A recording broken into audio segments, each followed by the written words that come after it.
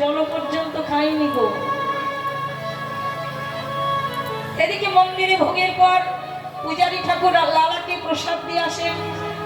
তা আজকে ভোগের পরে প্রসাদ দিতে যাবেন, কিন্তু বাইরে এত ঝড় বৃষ্টি, পূজারী ঠাকুর প্রসাদ নিয়ে যেতে পারছেন না। সবই ভগবানের খেলা। তা পূজারী ঠাকুর প্রসাদের থালাটা এক জায়গায় গুছিয়ে রেখেছে, তিনি তো যেতে পারছেন না। ভাবছেন বৃষ্টি থেমে গেলে আমি লালাকে প্রসাদ দিয়ে আসবো। থালাটা রেখে দিয়েছেন। মন্দিরের ভগবান আর থাকতে পারছেন না, তারও ভক্ত অনাহারে আছে, তার ভক্ত বিরত কাঁদছে, চোখের জলে ভাসছে।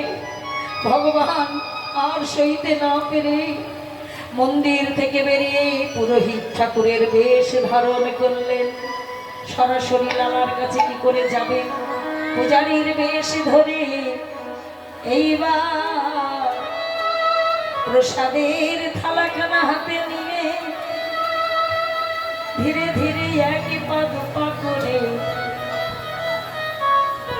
গেলেন কোথায়?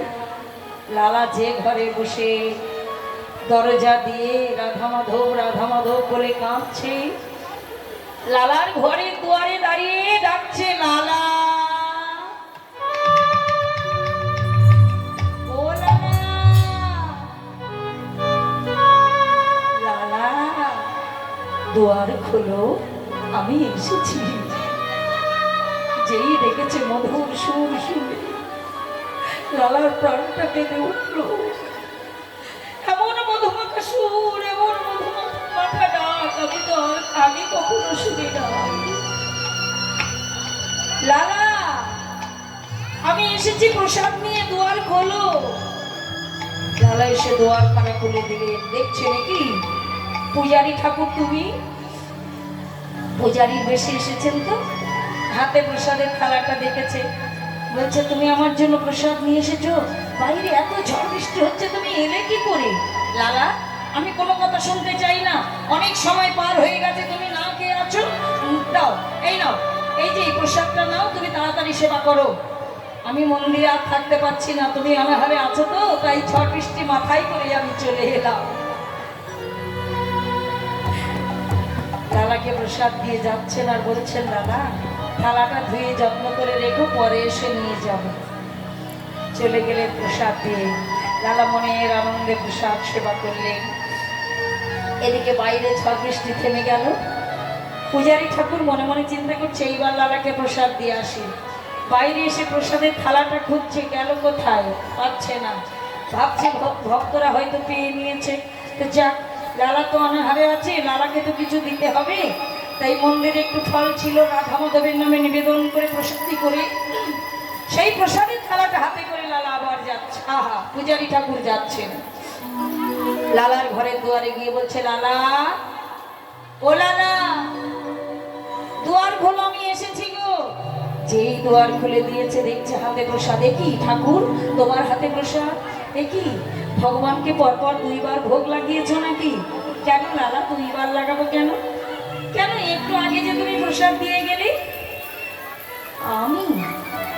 আমি তো না গো লালা, মনে হয় তোমার কোথাও ভুল হচ্ছে। না ঠাকুর, তুমি আমাকে প্রসাদ খাইয়ে গেছো, আবার নিয়ে এসেছো, তাই ভাবলাম দুইবার ভোগ হয়েছে বুঝি।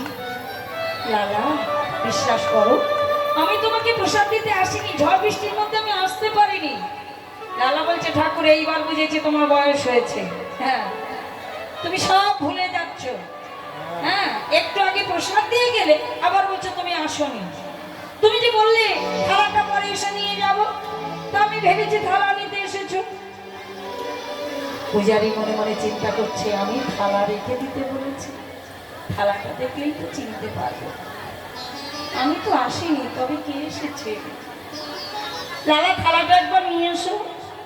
ছুটতে ছুটতে গিয়ে থালাটা এনে দিয়েছে যেই হাতে। এ তো সেই থালা, যে থালায় আমার রাধা মাধবের প্রসাদ লালাকে দিয়ে যান। প্রতিদিন এই থালাই করে প্রসাদ রাখি, আজও রেখেছি। তবে এই থালাটা লালা বলছে আমি দিয়ে গেছে, আমি তো আনিনি লালার কাছে, তবে কে দিয়েছে? থালাটা যেই কাছে নিয়ে ধরেছে, পূজারীর আর জানতে বাকি রইল না ওই প্রসাদের থালা হতে অষ্টকর্তের গন্ধ উঠছে।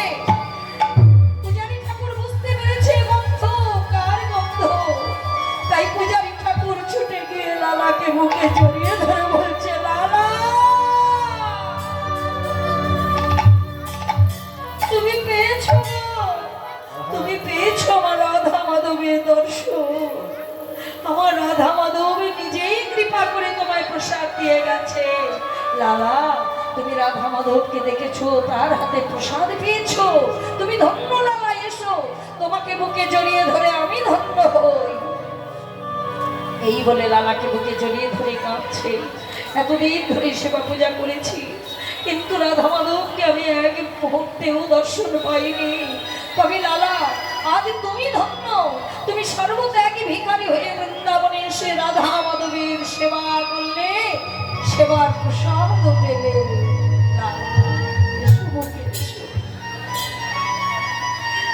দুজনে আলিঙ্গন করলে। এটা হচ্ছে প্রাপ্তি, এটাই প্রাপ্তি গো।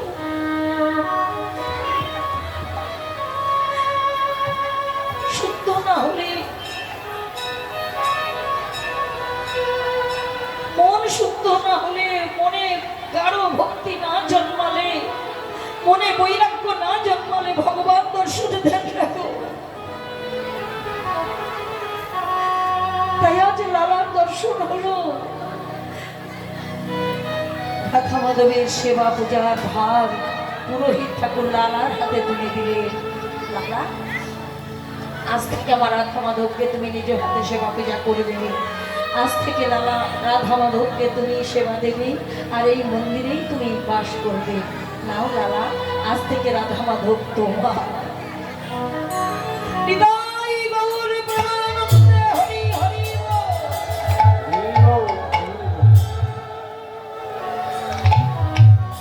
তাই বাবা কথাটা তো শুধু একটুখানি, বেলা যায় বাসনে আগুন দাও। সামান্য একটুখানি কথা শুনে কত বড় পাওনা হলো। লালা রোজে বাস হলো, রাধা মাধবের দর্শন হলো, রাধা মাধবের সেবা পূজার অধিকার পেল। এর চাইতে বড় পাওয়া জীবনে আর কিছু হতে পারে না গো বাবা। তাই আজ ভগবান বলেন, ও শ্রীরাম দেরি করিস না ভাই, ওই দেখ বেলা ডুবে গেল, এবার আমাদের ঘরে ফিরতে হবে। তাই সকালে আজও মাঠে আমাদের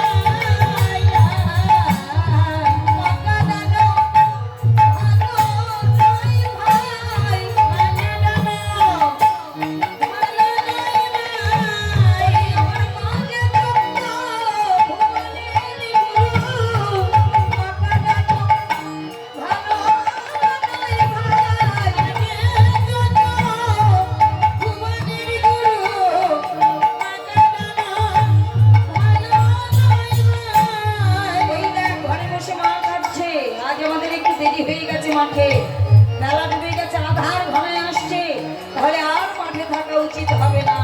তাই চল ভাই ফিরে যাই। বল রাম দাসে কহে শুনি কানাই এলো, বল রাম দাসে কহে শুনি কানাই এলো, এবারে বল রাম দাসে কহে শুনি কানাই এলো, বল রাম দাসে কহে শুনি কানাই এলো, এবার সকলরা ভালোবাসে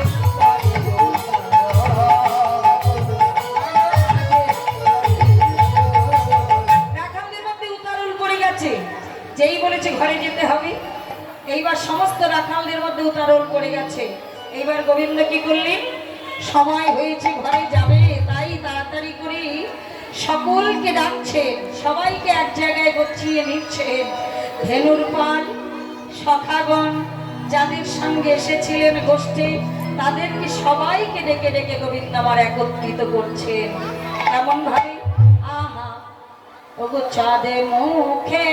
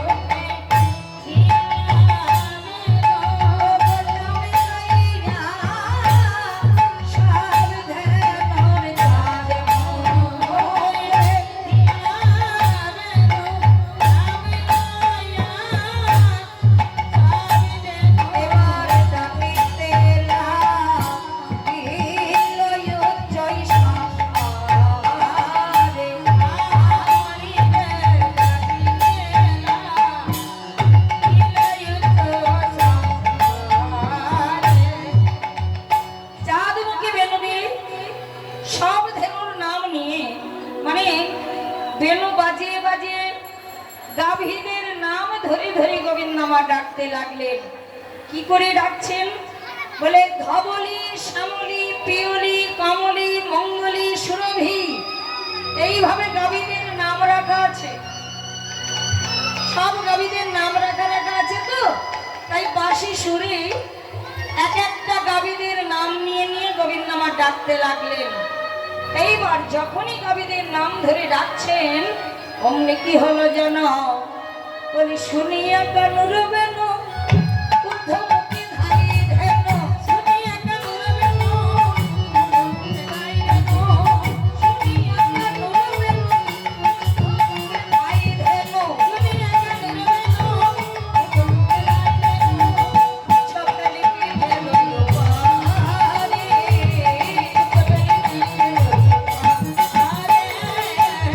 ছপলি পিঠে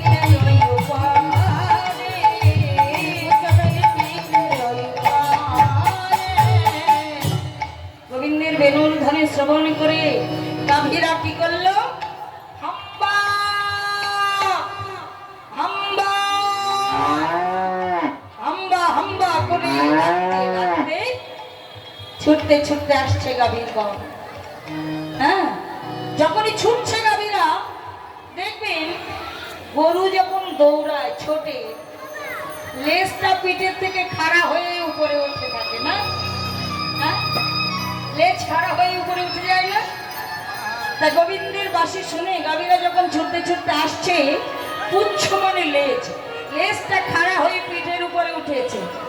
আর তারা এমনি ভাবে উদ্ধশ্বাসে মুখটা উপরে তুলে উদ্ধশ্বাসে ছুটছে, হাম্বা হাম্বা করে ডাকতে ডাকতে। এইবারে এসেছে তো বটে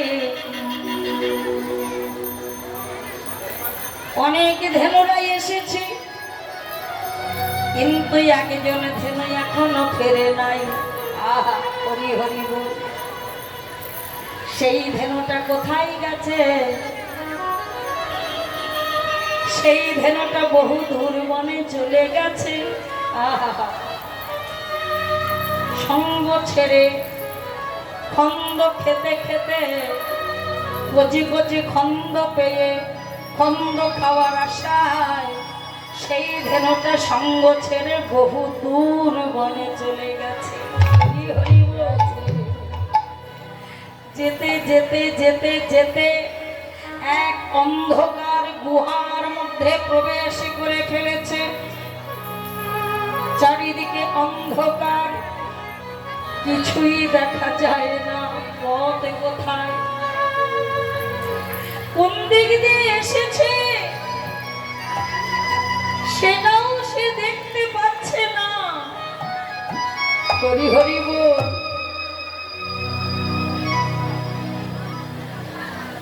লোভে মত্ত হয়ে যখনই দূর বনে চলে গেছে, অন্ধকার গুহার মধ্যে ঢুকে গেছে,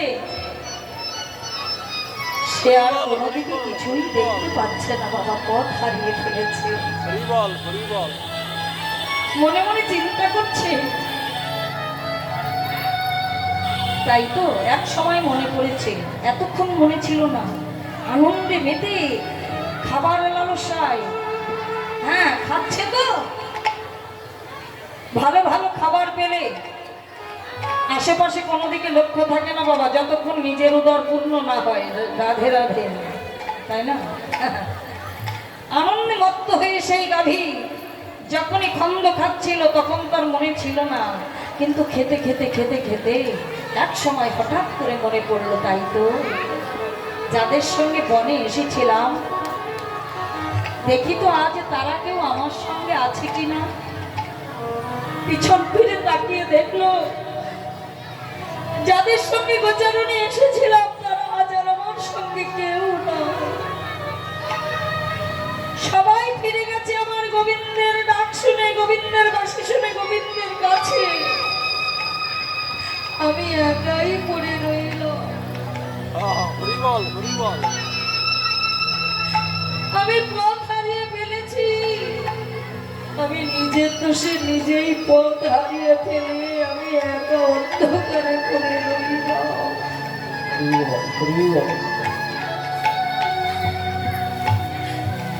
কোন পথে ফিরে যাব? আমি আসার সময় তো এলাম ভালো, কিন্তু এখন যে ফিরে যাবার পথটাই আমি ভুলে গেছি, হারিয়ে ফেলেছি, আর ফিরতে পারছি না।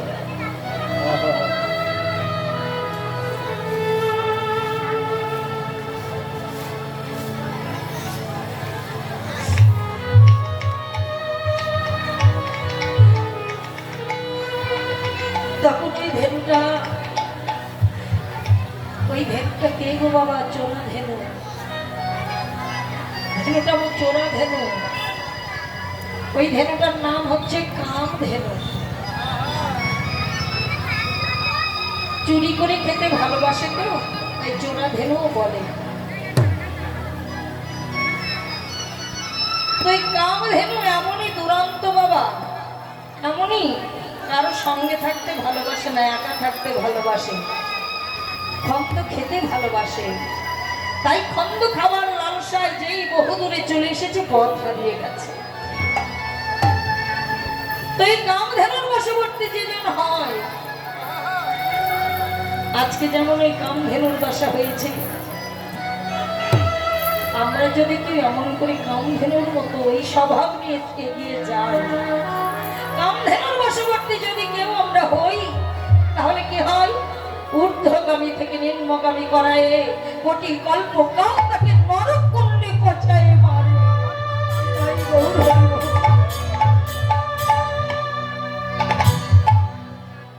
তাই সাবধান।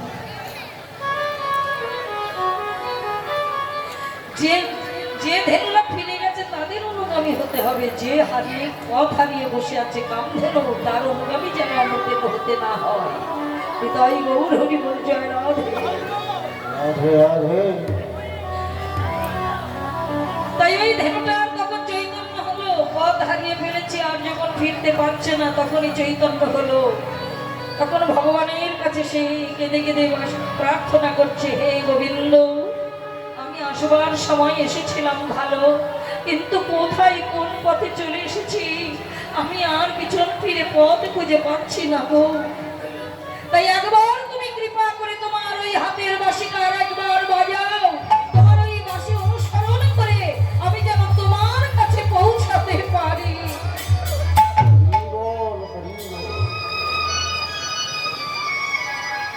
গোবিন্দ আমার কৃপাময়। এমনি করে যখন চোখের জলে ভেসে ভেসে ডাকলেন, ভগবান তার হাতের মুরলিটি আবার বাজিয়ে দিলেন। বাঁশিটি আবার বাজিয়ে দিলেন, আর ওই বাঁশি শুনে কামধেনু ধীরে ধীরে ফিরে আসলো গোবিন্দের কাছে। তাই এইবার কি হলো জানো? যে বনে যে ধেনু ছিল ফিরাইয়া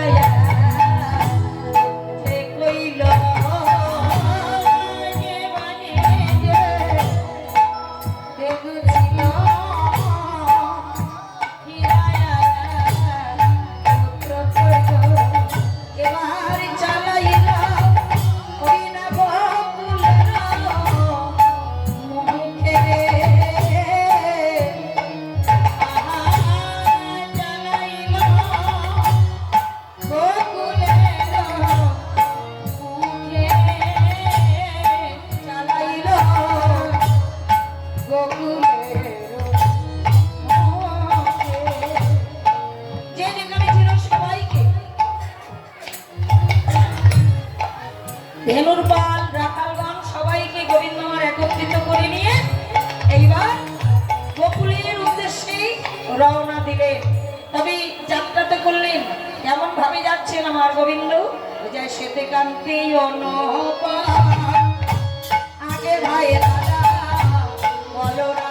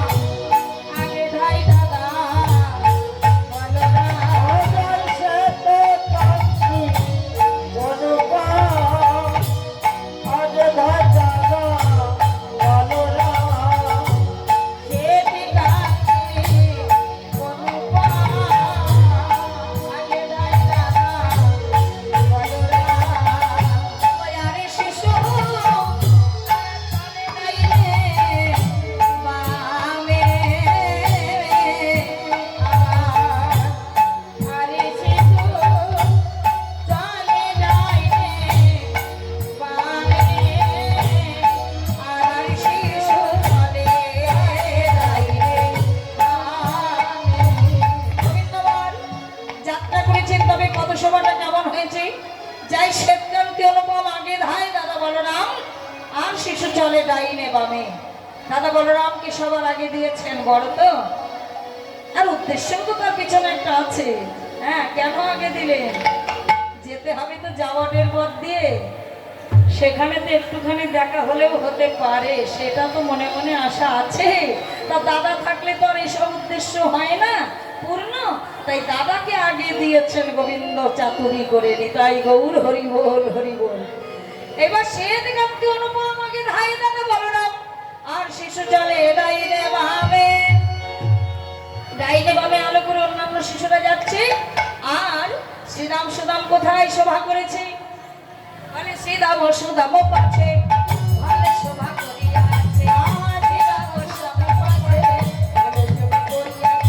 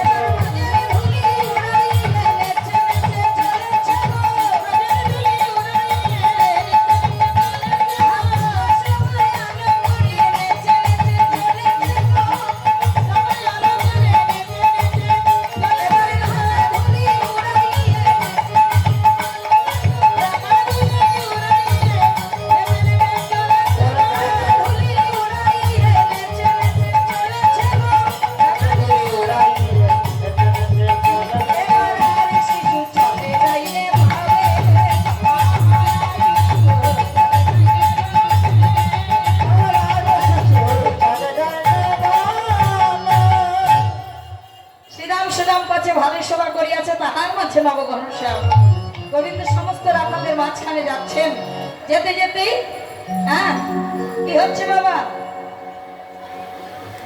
যতে গো রাখাল গান আবা ঘনে ঘর। রাখালরা সবাই একসঙ্গে যাচ্ছে। আর ওদিকে ঘন বাজে সিঙা বেন গগনে গো পুরোরে ঘন বাজে সিঙা বেন এবার ঘন বাজে সিঙা বেন গগনে গো পুরোরে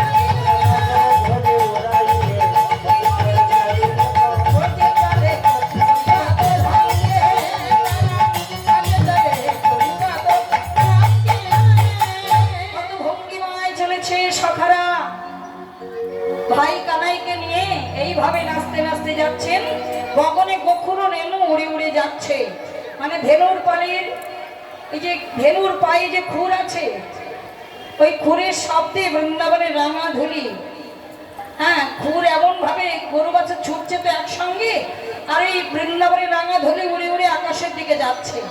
আর স্বর্গের দেব দেবীরা এসে ওই ব্রজের রাঙা ধুলি সর্বঙ্গে মাখছে, আর সেই ধুলিতে আমরা বসে আছি মাগো।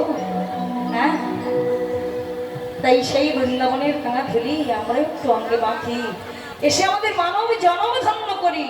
কেমন সবাই আমরা বসে আছি বৃন্দাবনের মাটিতে, এই বৃন্দাবনের মাটি স্পর্শ করে একটু আমাদের অঙ্গে দেই, যাতে এই ব্রজের রাঙা ধুলি মেখে আমাদের মানব জনম ধন্য হয়। বিদায় গৌর হরি বল, হরি বল, হরি বল। তাই সবাই মিলে বৃন্দাবনের রাঙা ধুলি আমরা অঙ্গে মা।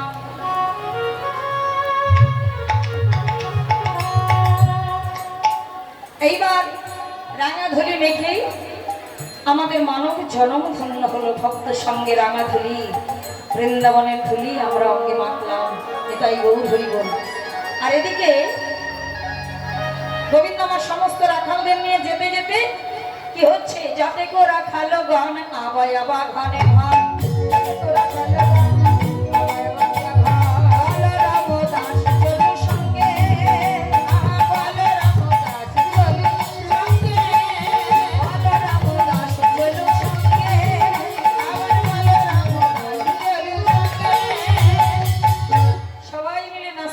যাচ্ছেন, যে পথ দিয়ে যাচ্ছেন জাবাট গ্রামের মধ্যে দিয়ে, শ্রীমতী রাধারানী অট্টালিকার উপরে বসে আছেন। গোবিন্দের ওই ফেরার সময় দর্শন হবে ওই চাঁদ বদনখানা, তাই রাধারানী অপেক্ষা করে আছেন কখন ফিরবেন আর কখন ওই চাঁদ বদনখানা আমি দর্শন করব।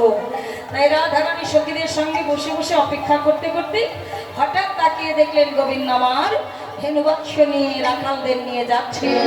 এইবার রাধারানী ওখান থেকে গোবিন্দকে ডাকছেন, হে পরাণ বধূ হে ওই না বেশে সয়া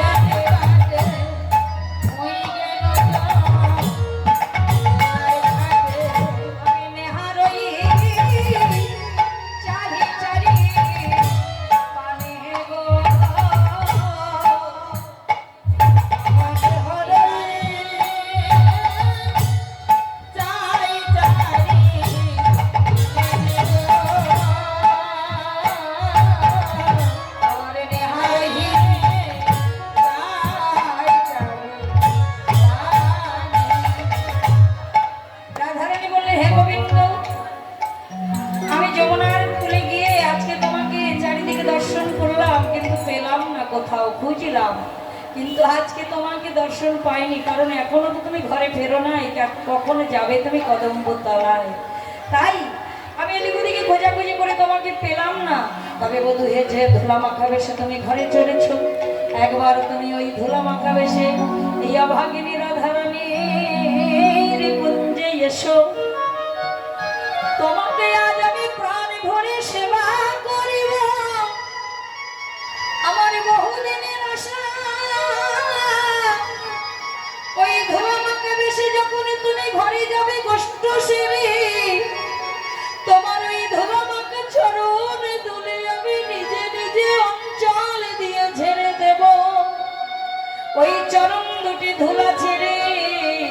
যমুনার জল দিয়ে চরণ দুটি ধোয়াইয়ে দিয়ে তোমার বদন এখানে সুন্দর করে মোছাইয়ে দিয়ে তোমাকে আমার কুঞ্জে রেখে আমি প্রাণে ভরে সেবা করি প্রাণে ভরে সেবা করিব আমার মনে সার মিটাইয়ে মোর আমি প্রাণে ভরে সেবা করিব মনের সার মিটাইয়ে আমি প্রাণে ভরে সেবা করিব আহিরি পালক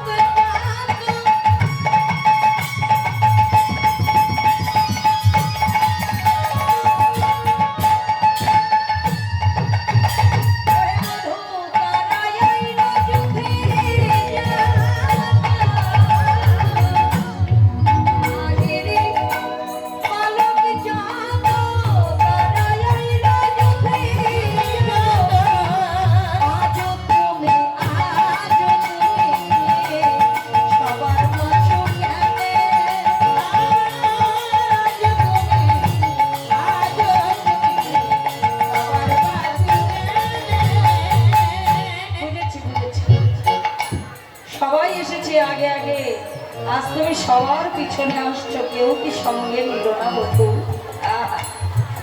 এমন করে সবার পিছনে পিছনে আসছো আর তোমায় কেউ সঙ্গে নেয় নাই, বুঝতে পেরেছি।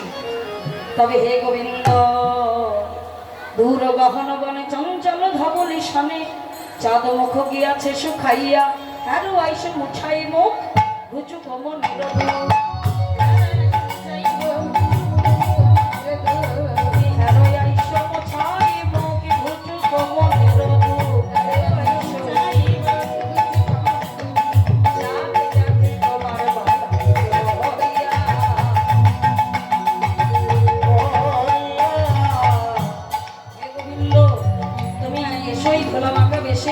আমি তোমার মুখখানা সুন্দর করে মুছিয়ে দেব, সুন্দর করে তোমার চরণের ধুলা ঝেড়ে দেব, চরণ ধুইয়ে দেব, তাহলে আমার মনের সুখ হবে।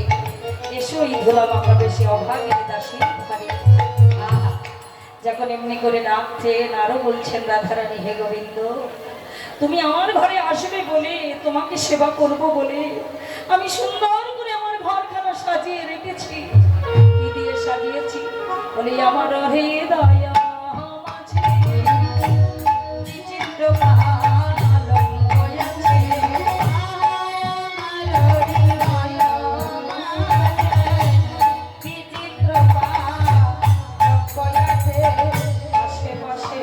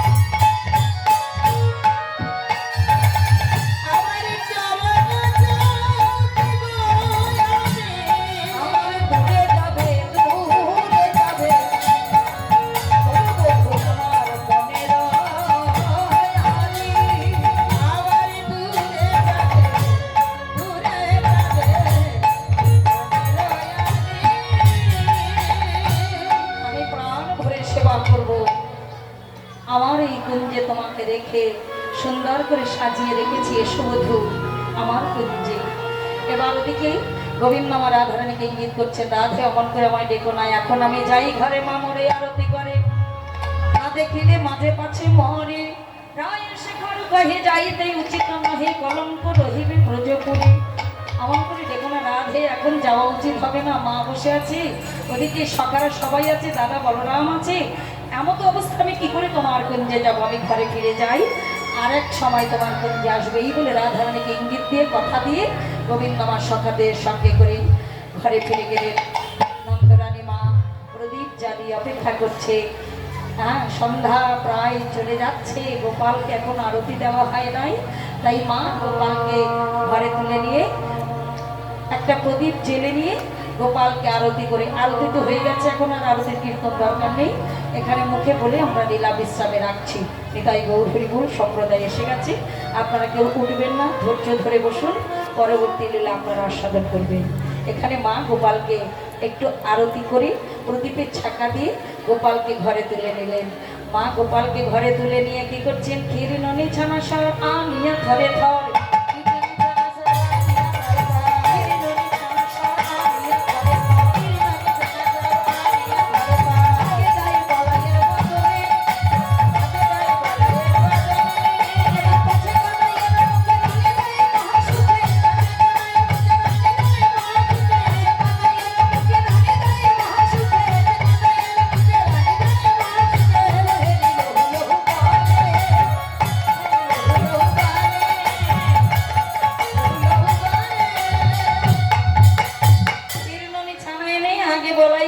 তারপর কানাইকে দিলেন, দিয়ে মামার আচমন দিয়ে দুই ছেলেকে দুই কোলে বসালেন, বামে বসাইয়া সামনে দক্ষিণেতে বলো